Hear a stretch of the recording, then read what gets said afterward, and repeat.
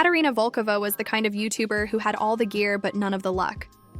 Her videos were crisp, her thumbnails bright, her editing snappy, and yet, on a good day, she got 312 views. On a bad day, 57 views and 3 comments from bots named CryptoJesus69 and Grow Your Followers Now. She wasn't new to the game. She'd been making YouTube videos for 4 years from her minimalist apartment in St. Petersburg, vlogs about life in Russia, food reviews, day-in-my-life content, and travel stories whenever her savings allowed. She was proud of her work. But YouTube didn't love her back. It wasn't her looks. She was beautiful in a familiar foreign way, blonde hair, green eyes, cheekbones like glass. It wasn't her personality. She was warm, witty, and sincere when she talked to the camera, the kind of person whose voice made you feel like she was talking just to you. No, the problem was this. Nobody was searching for a Russian girl trying borscht alone in her kitchen. After 4 years of grinding, she finally sat in front of her camera one night and said the words no YouTuber ever wants to say. I think I need a miracle. She didn't cry. She was too tired for that. Instead, she poured herself tea, scrolled through comments, and stared at her analytics. 1 subscriber. 2 unsubscribes. 11 impressions. YouTube hated her. 3 weeks later, she booked a one-way ticket out of Russia. She didn't know where she was going, really.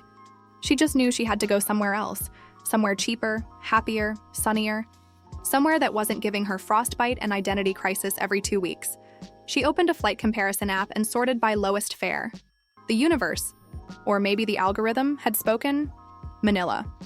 $178 one-way. She didn't even know where Manila was on a map. She just shrugged and clicked the ticket. She would later say it felt like fate. But the truth was simpler. She was too tired to overthink, and too broke to book a better flight. That's how a struggling, almost burnout Russian YouTuber landed in the Philippines without a plan, without expectations, and without even knowing how to say hello in Filipino. On her first day in Manila, Katerina tried to vlog like she always did.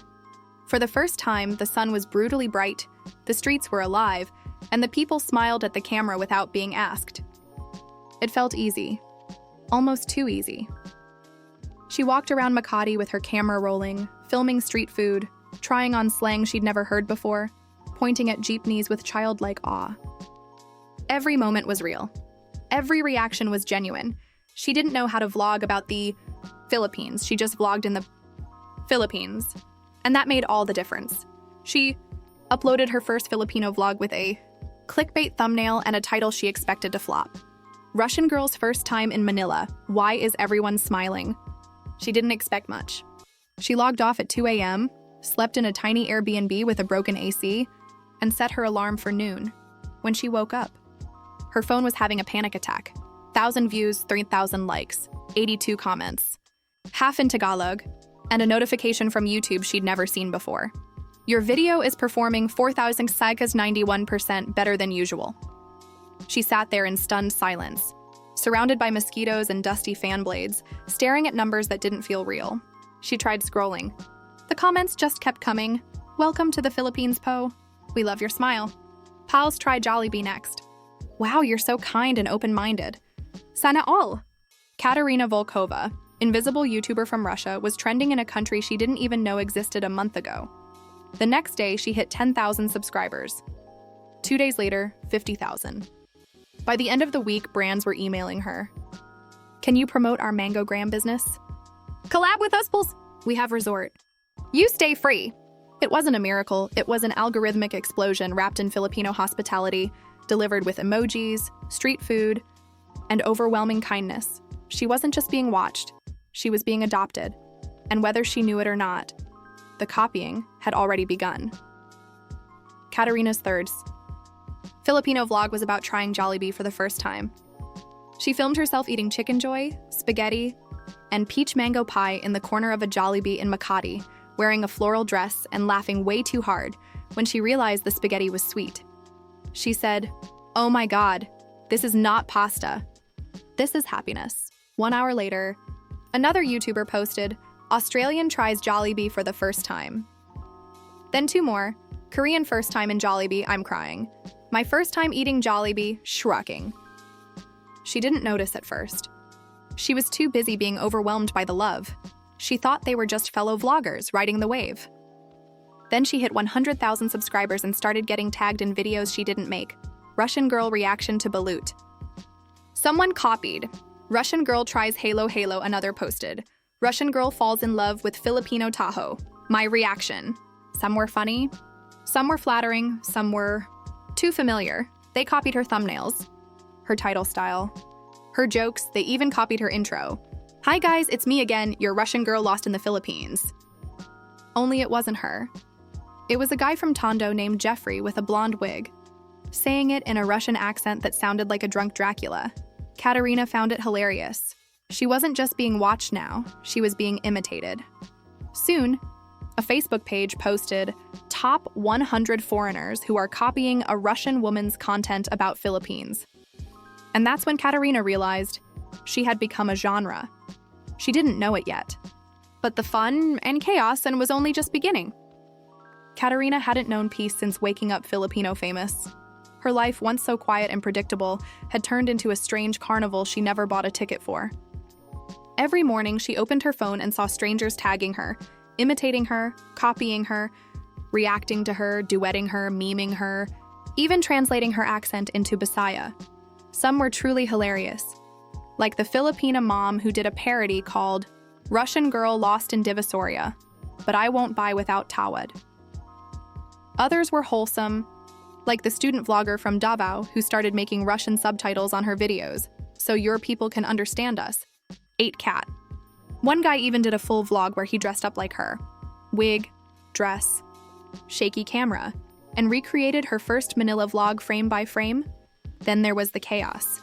The YouTubers who posted daily reactions titled, "Is this girl using us for views?" Why everyone loves her but no one knows me. Russian girl exposed for faking kindness? Katerina didn't mind the copying, she minded the tone.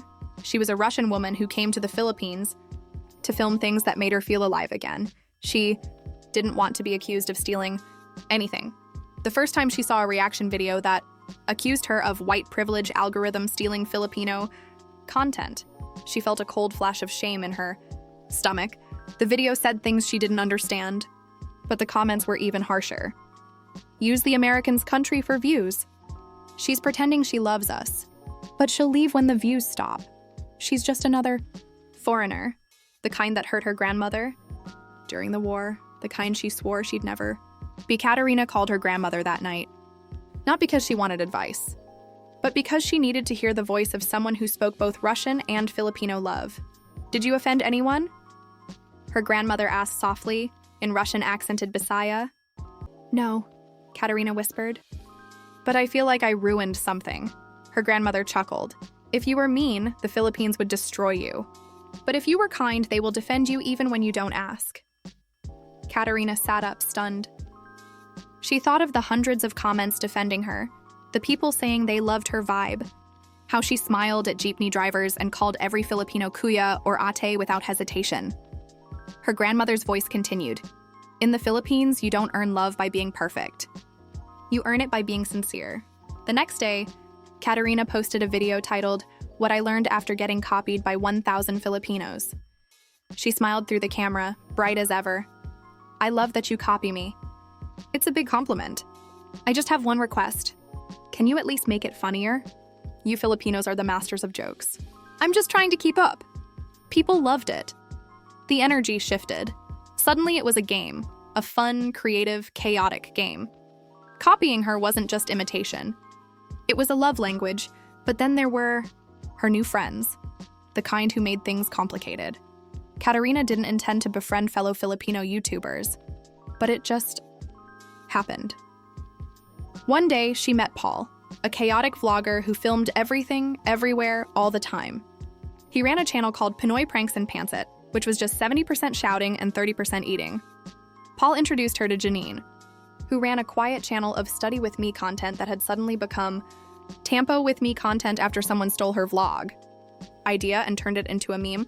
And then there was RJ, the guy who copied her thumbnail style so aggressively that she honestly couldn't tell which video was hers, unless she checked the username.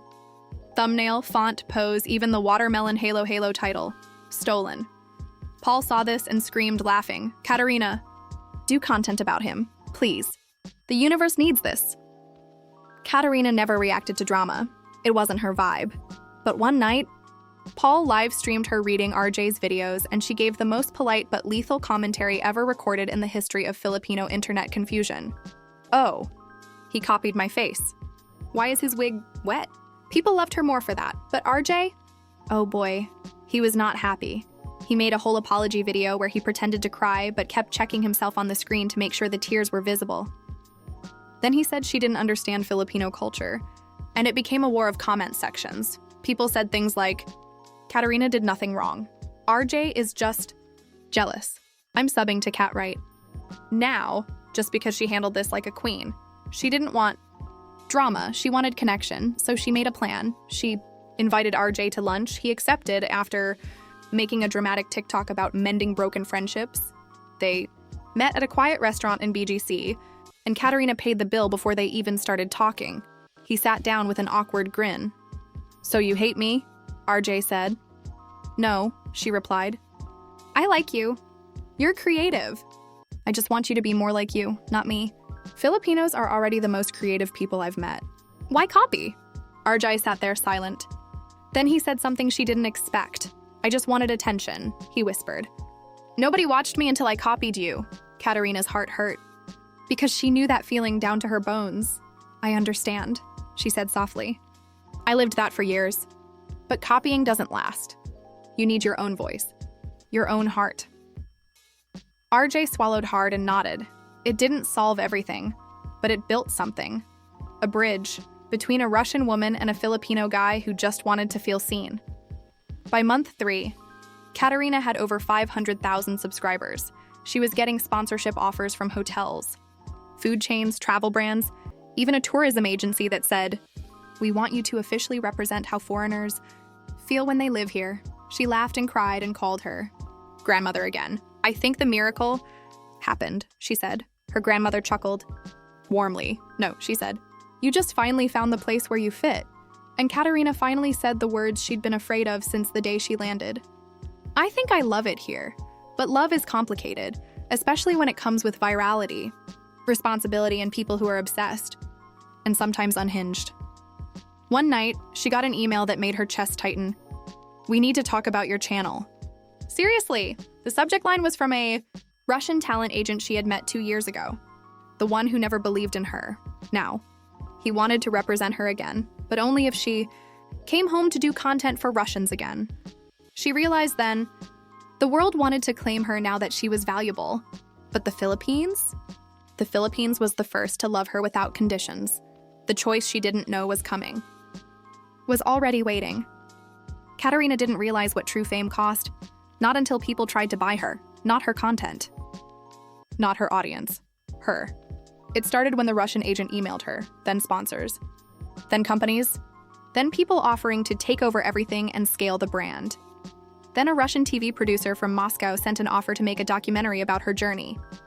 From Russia to the real tropics, the viral foreign girl who became Pinoy by accident. That line made her furious, not because it was wrong, but because it was true. She didn't mean to fall for the Philippines, she meant to visit. Vlog a little, eat a little. Maybe take a few jeepney rides like every travel vlogger does and leave with a cute memory and a tan. But the Philippines had other plans. It wrapped itself around her in the form of warm smiles, unexpected hand-me-down food, barangay laughter, kids shouting at Kate from sari-sari stores, tricycle drivers giving directions even if they didn't know where they were pointing, and Filipino friends who didn't feel like friends. They felt like family. But now she wasn't just a foreign guest.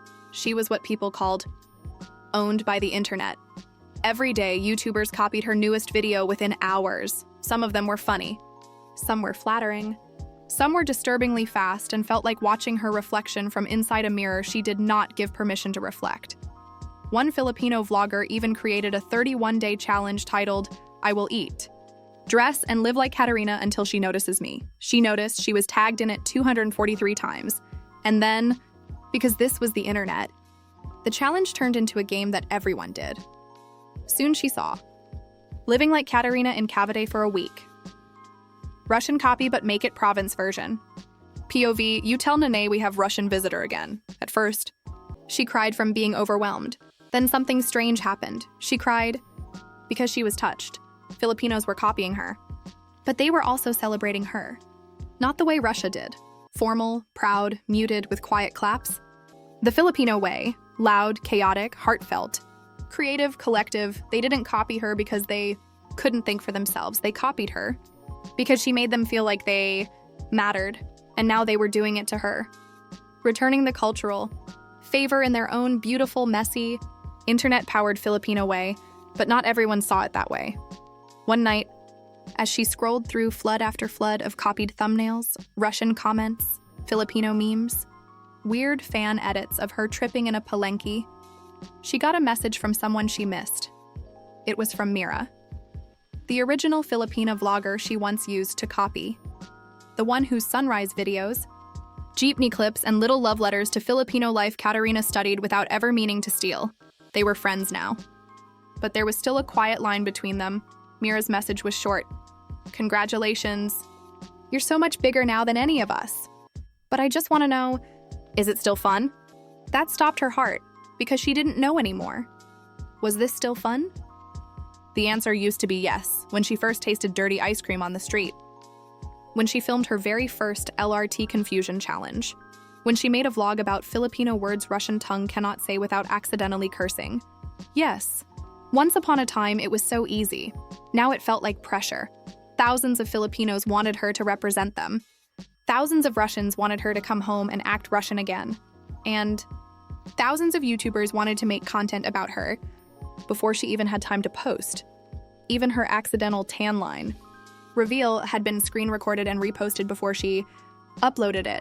And that was the exact moment she realized. She wasn't living life anymore. She was serving content. When the ticket email came, it broke the silence and the spell. We would like to fly you to Moscow for a 3-week brand campaign tour. The offer was huge. They wanted her to do talk shows, hotel campaigns, TV features, collabs with Russian luxury channels, a TED Talk about foreign fame. It was everything she dreamed of before the Philippines. It was everything she thought she wanted before. Mangoes and jeepneys and sari-sari stores and Filipino aunties yelling, "Kain na!" But now? The idea of going back felt like walking into a beautiful, empty mansion where she'd be alone every night. She sat quietly in her condo, staring at the email.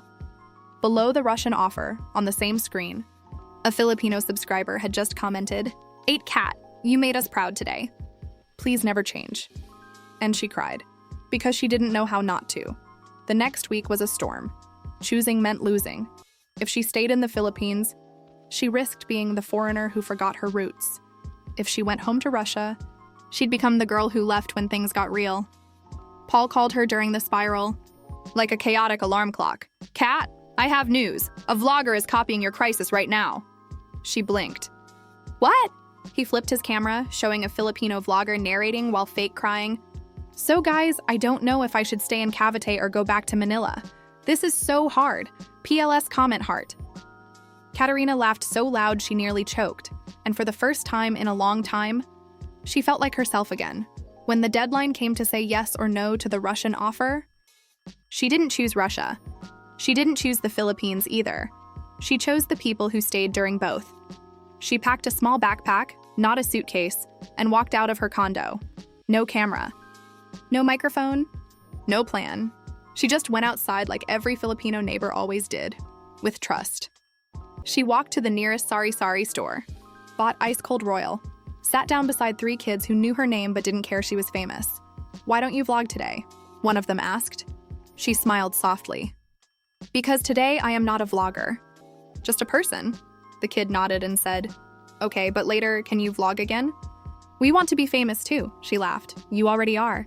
The decision still had to be made formally.